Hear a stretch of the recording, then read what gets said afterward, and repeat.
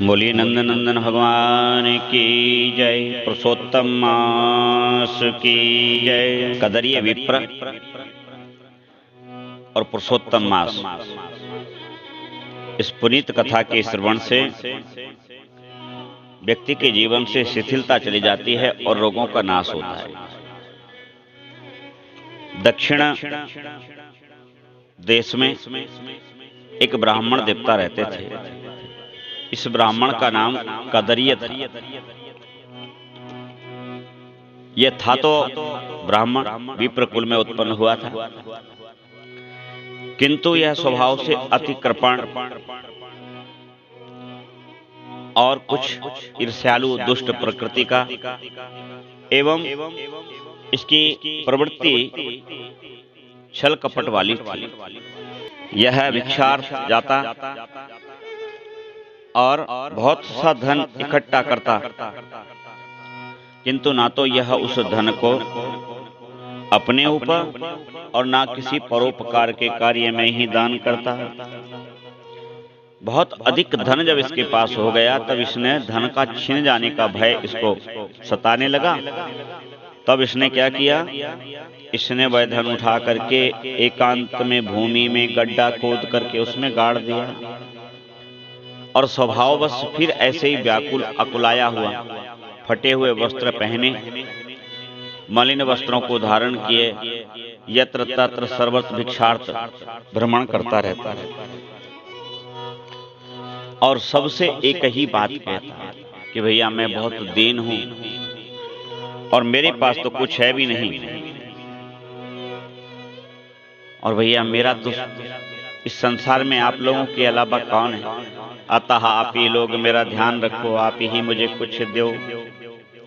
लोग दया करके उस ब्राह्मण को अपनी इच्छा और सामर्थ्य के अनुसार, श्रद्धा के अनुसार धन और अन्य वस्तुएं दे दिया करते, किंतु वह अपनी वही पाप परायणा प्रवृत्ति बस कभी ना तो उसका स्वयं उपयोग करता और ना ही किसी दूसरे को करने देता।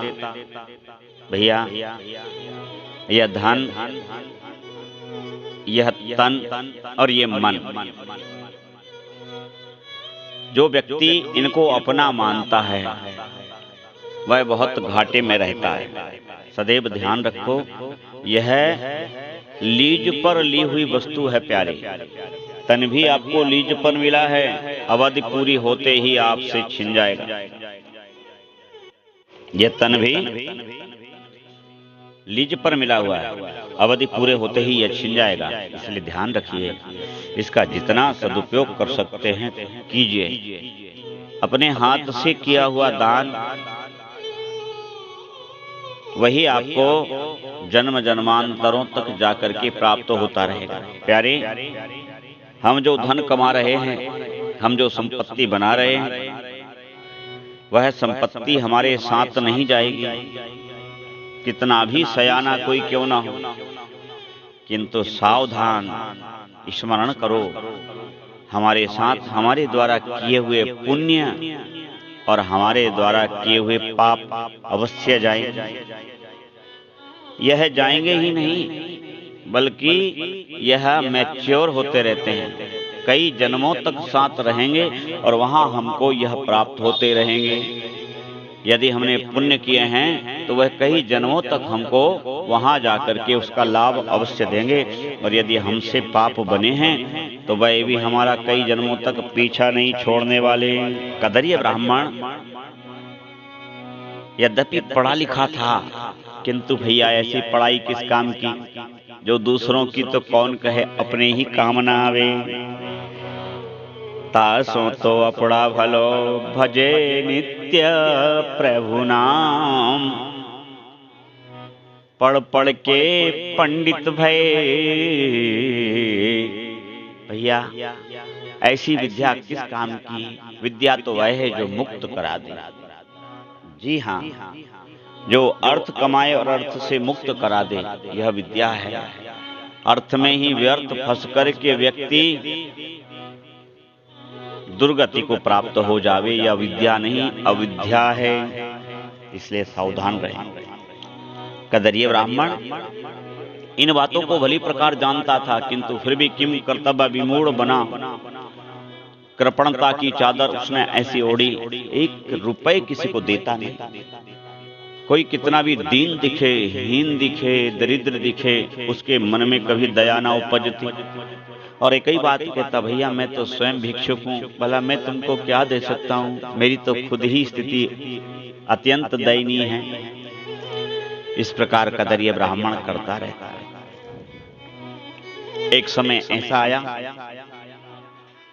जो सबके जीवन में आता ही है प्यारे। इस पृथ्वी पर जो भी आया है कौन अमर है? यह तो मृत्यु लोक ही है ना। और मृत्यु लोक में किसी की मृत्यु ना हो, ये तो संभव ही नहीं है। तब काल अनुसार यमदूत आए और उसको बांध करके ले चले। जब उसको बांध लिया और उसको पशु की तरह घसीटते हुए जब ले जाने लगे, तब वह रो करके कहने लगा घबरा कर, रे आप कौन हो और मुझे कहाँ लिए जा रहे हो? तब उन्होंने कहा कि अब तुम यहाँ नहीं रह सकते, अब तुम्हारी जगह बदल गई है।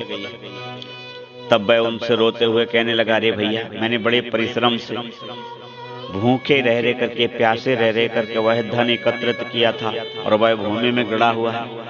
आप कृपा करके मुझे उसे तो निकाल लेने दो, मैं उसको साथ लिए चलता हूँ। तब दोनों यमदूत हंसने लगे और कहा कि अरे प्राणी, यहाँ की कोई भी वस्तु वहां नहीं जाती।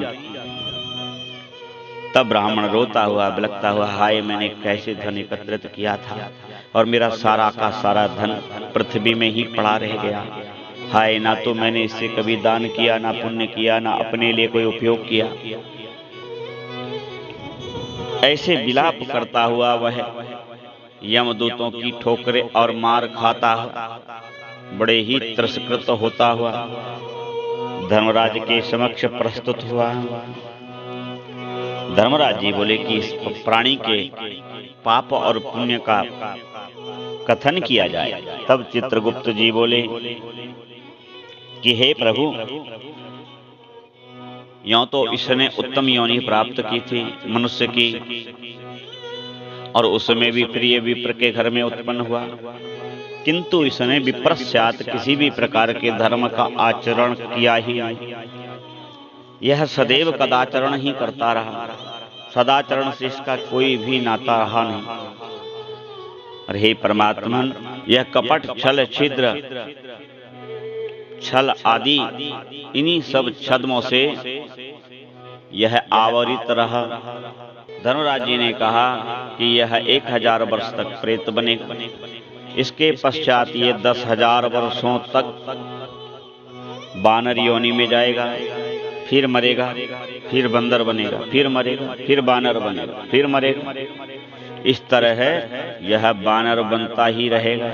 अब तो उस ब्राह्मण को प्रेत योनि मिल गई।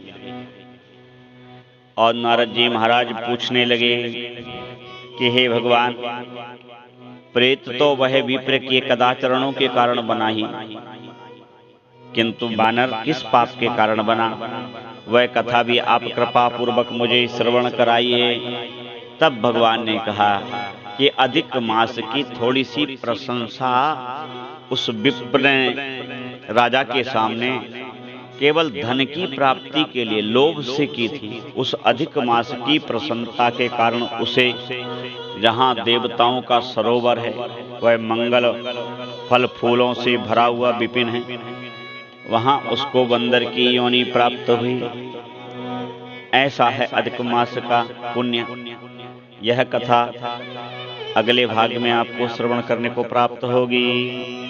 कृष्ण गोविंद हरे मुरारे, श्री कृष्ण गोविंद हरे मुरारे। हे नाथ नारायण वासुदेवा, हे नाथ नारायण वासुदेवा। श्री कृष्ण गोविंद हरे मुरारे, श्री कृष्ण गोविंद हरे मुरारे। हे नाथ नारायण वासुदेवा।